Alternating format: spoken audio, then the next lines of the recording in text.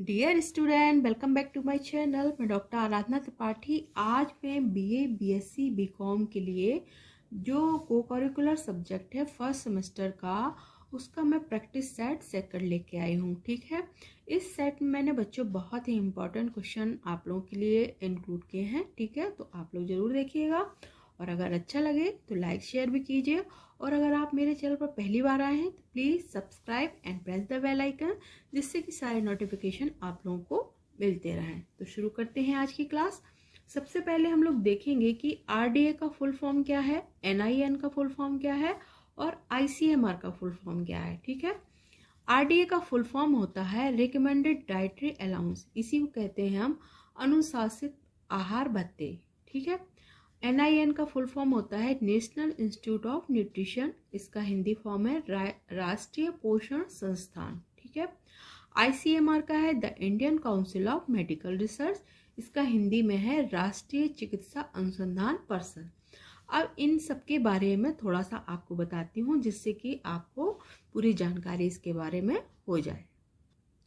अब सबसे पहले हम लोग देखेंगे आरडीए। आरडीए क्या होता है, इसी को कहते हैं अनुशंसित आहार भत्ते। आरडीए का फुल फॉर्म होता है आवश्यक पोषक तत्वों के सेवन के स्तर हैं ये। ठीक है, जो कि वैज्ञानिक ज्ञान के आधार पर खाद्य एवं पोषण बोर्ड द्वारा व्यवहारिक रूप से सभी स्वस्थ व्यक्तियों की ज्ञात पोषक तत्वों की जरूरतों को पूरा करने के लिए पर्याप्त हैं।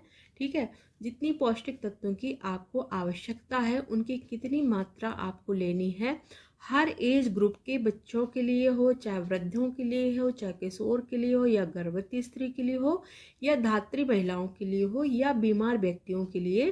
तो ये क्या है, खाद्य एवं पोषण बोर्ड द्वारा ये तैयार किए जाते हैं। ठीक है, अनुशंसित आहार भत्ते का पहला संस्करण 1943 में द्वितीय विश्व युद्ध के दौरान प्रकाशित किया गया था और ये रिवाइज होता रहता है। ठीक है, अभी 2020 में भी रिवाइज्ड हुआ है। ठीक, सेकंड है आपका एनआईएन, इसी का फुल फॉर्म है राष्ट्रीय पोषण संस्थान। एनआईएन का फुल फॉर्म होता है नेशनल इंस्टीट्यूट ऑफ न्यूट्रिशन।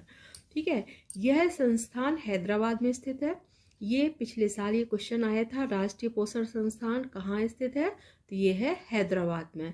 ठीक है, यह संस्थान 1918 में कुनूर में स्थापित हुआ था पहले, फिर बाद में 1958 में हैदराबाद में स्थापित किया गया। ठीक है, अब ये भी क्वेश्चन आ सकता है कि हैदराबाद में यह संस्थान कब स्थापित किया गया, तो 1958 में स्थापित किया था। इसकी स्थापना सन 1918 में सर रॉबर्ट मैककारिसन ने की थी। किसने की थी?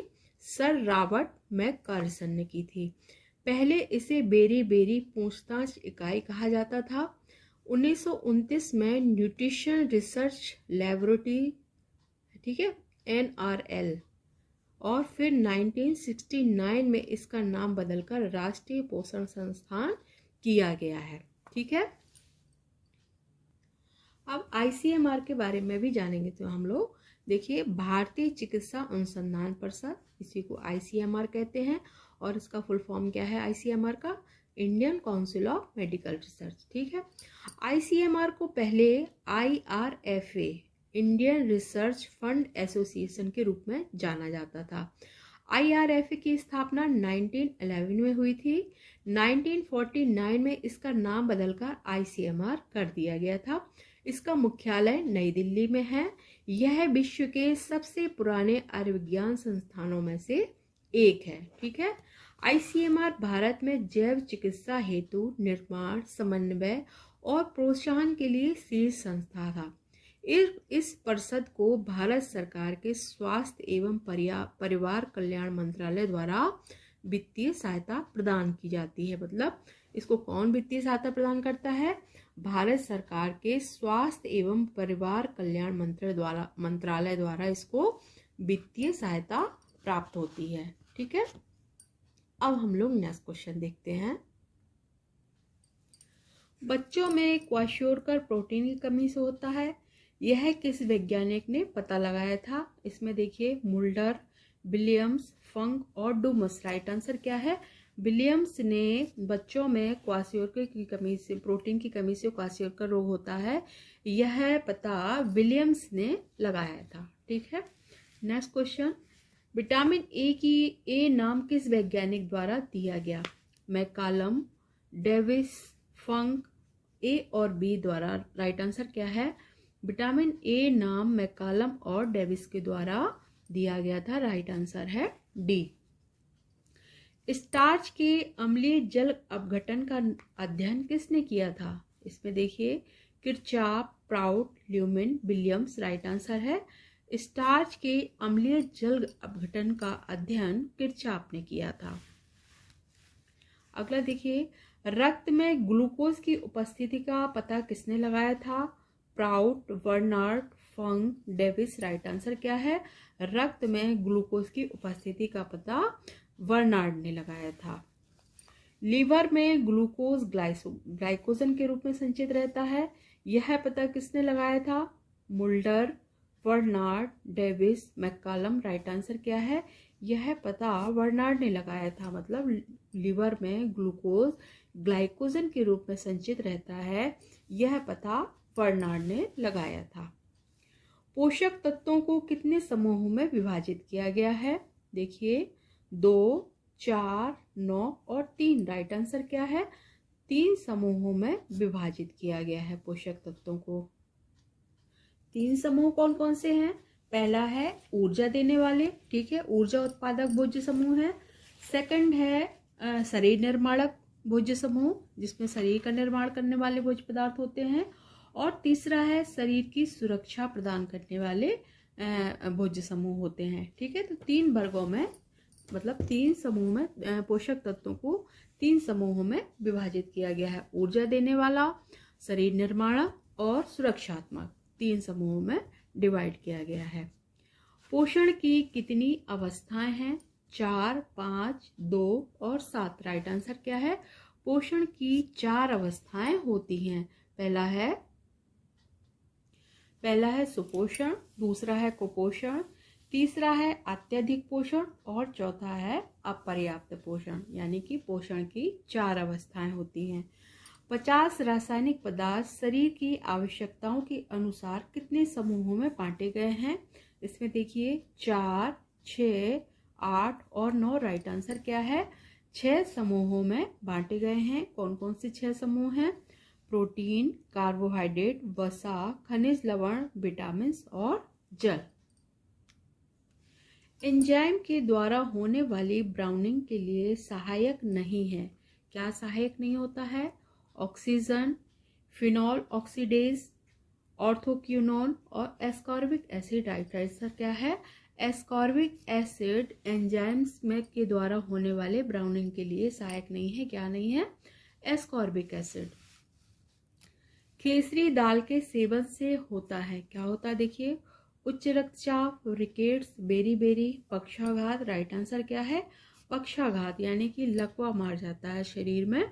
किसके सेवन से? केसरी दाल के सेवन से।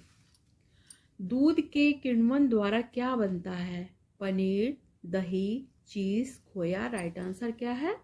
दही। दूध के किण्वन द्वारा दही बनता है। निम्न में से कौन सा रासायनिक लीवनिंग एजेंट नहीं है? खमीर, इनो, चीनी और बेकिंग पाउडर। ठीक है, क्या होगा? राइट आंसर हो जाएगा चीनी। लीवनिंग एजेंट नहीं है चीनी। रासायनिक लीवनिंग एजेंट पूछा है ना, तो खमीर में भी रासायनिक क्रियाएं होती हैं जब बनता है, और इनो में भी सोडा होता है, ये भी रासायनिक पदार्थ है, और बेकिंग पाउडर भी रासायनिक क्रिया, मतलब रासायनिक लीवनिंग एजेंट है। कैल्शियम का अच्छा स्रोत क्या है? मीट, फल, सब्जियां, दूध। राइट आंसर क्या है? कैल्शियम का अच्छा स्रोत दूध है। कम वजन वाले व्यक्ति को दी जाती है कम कैलोरी डाइट, अधिक कैलोरी डाइट, अधिक नमक वाली डाइट। उपरोक्त में से कोई नहीं।